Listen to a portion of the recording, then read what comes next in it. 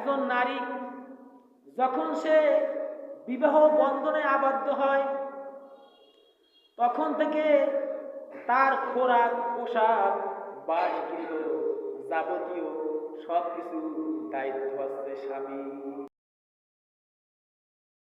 আপনি দেখবেন অনেক মেয়েরা আছে বিবাহ করছে, স্বামীর হাত নাই পাও নাই, আছে না? স্বামীর হাত নাই পাও নাই, বেশি একটা কামাই রুজু করতে পারে না, এরপর দেখা যায় ওই স্বামীকে নিয়ে জীবনটা সারা জীবনটা কাটায় দিয়েছে। আবার দেখবেন সব কিছু ভরপুর, এরপর দেখা যায় স্বামী আমার পছন্দ হয় না। একে অপরের উপর ভালোবাসা, মহাব্বত থাকতে হবে। আর এইটা যদি থাকে তাহলে স্বামী স্ত্রী কখনো দ্বন্দ্ব হবে না। আর প্রত্যেকটা ফ্যামিলিতে শান্তি দান করবেন কে? আল্লাহ শান্তি দান করবেন। কিন্তু দেখা যায় বলে কি আমার পছন্দ হয় না, বিবাহ করেছেন, আপনার সাথে বিবাহ হয়েছে, আপনার মেনে নিতে হবে যে এটা আমার স্বামী, এইটাই হচ্ছে আল্লাহ পাকের হুকুম, আপনার মেনে নিতে হবে। তাহলে আর কোনো ফ্যামিলিতে আর কোনো গ্যাঞ্জাম থাকে না, কোনো গ্যাঞ্জাম থাকে না। আর দেখবেন অনেক পুরুষেরা আছে আবার নুনে তেলে স্ত্রীর সাথে ঝগড়া করে, আছে না? যার কারণে ঘরের মধ্যে ফ্যামিলির ভিতরে শান্তি নাই, সাধারণ ব্যাপার নিয়ে ঝগড়া করে। পুরুষরাও আছে, আবার দেখা যায় মা বোনদের ভিতরে রকমের আছে।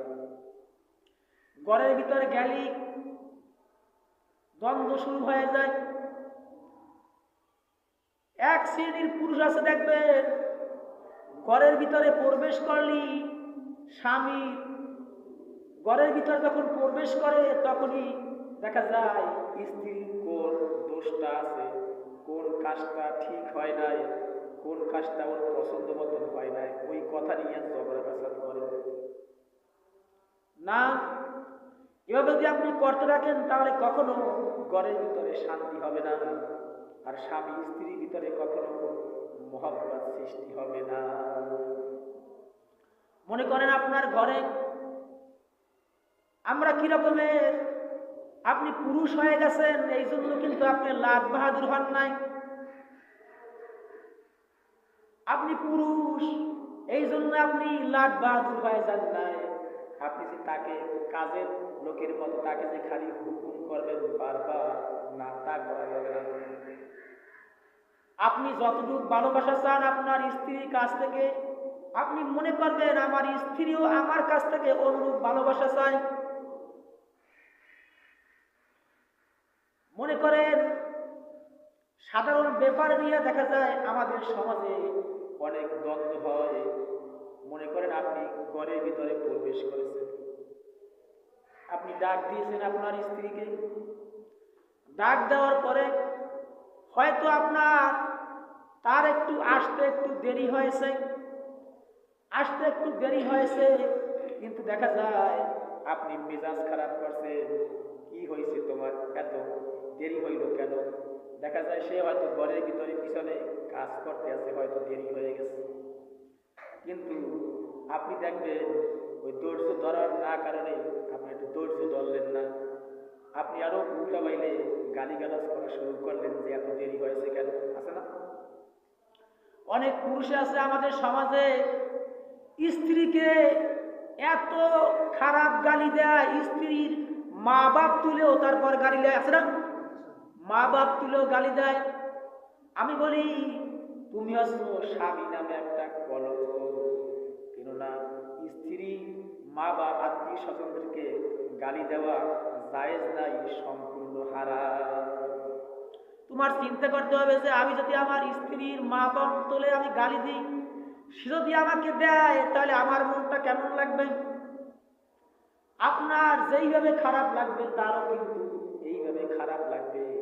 দেখবেন অনেক আছে স্বামী স্ত্রীর মধ্যে কোনো দেখা যায় কোনো মিল মহাব্বতই নাই, এই ধরনের টুকিটাকি বিষয়ের কারণে। না, আপনি যদি জমিনের ভিতরে আপনি যদি কারো কাছ থেকে ভালোবাসা পেতে হয় তাহলে আপনার কিন্তু আগে ভালোবাসা দেওয়া লাগবে। ভালোবাসা না দিয়ে কিন্তু ভালোবাসা কখনো পাওয়া পাওয়া যায় না। আপনি মনে করেন ঘরের ভিতর প্রবেশ করেছেন, আমাদের সমাজ যেটা হয় বাস্তব কথা, ঘরের ভিতরে আপনি প্রবেশ করেছেন, আপনি আপনার স্ত্রীর কাছে মনে করেন এক গ্লাস পানি চাইছেন, পানি গ্লাস কিন্তু আপনি নিজেও তারপর আপনি নিয়ে তারপর পান করতে পারেন, কিন্তু মনে করেন আপনার স্ত্রীর কাছে আপনি এক গ্লাস পানি চাইছেন, হয়তো দিতে একটু দেরি হয়েছে, আপনি এমন পুরুষ আপনার মেজাজ খারাপ হয়ে গেছে, অনেক আছে গিলাস, তারপরে একটু দেরি হয়নি দেখা যায় পানির গিলাস আসার মেরে ভেঙে ফেলে, কেন আপনার মধ্যে ধৈর্য নাই। এই ধৈর্য না থাকার কারণে আজ দেখবেন ম্যাক্সিমাম ফ্যামিলির ভিতরে স্বামী স্ত্রীর ভিতরে দ্বন্দ্ব, একজনের প্রতি আর একজনের ভালোবাসা নাই। অথচ আল্লাহ রাব্বুল আলামিন বলেছেন স্বামী স্ত্রীর ভিতরে আমি ভালোবাসা মহব্বত পয়দা করেছি, একে অপরের উপরে মহব্বত ভালোবাসা পয়দা করেছি, যাতে করে তোমরা একজনের কাছ থেকে উভয় মানসিক শান্তি লাভ করতে পারো। মানে সুবহানাল্লাহ। এই পৃথিবীতে আপনি কোথাও যদি শান্তি না পান, আল্লাহর কোরআন অনুযায়ী পৃথিবীতে কোথাও যদি শান্তি না পান, আপনার স্ত্রী যদি আপনাকে মহব্বত করে, ভালোবেসে, সম্মান করে, তাহলে আপনি ওই স্ত্রীর কাছে পৃথিবীর সকল শান্তির চাইতে সবচেয়ে বেশি শান্তি আপনি পাবেন। আল্লাহর কোরআনের কথা। এই জন্য একের উপরে উপরে ভালোবাসা মহব্বত থাকতে হবে।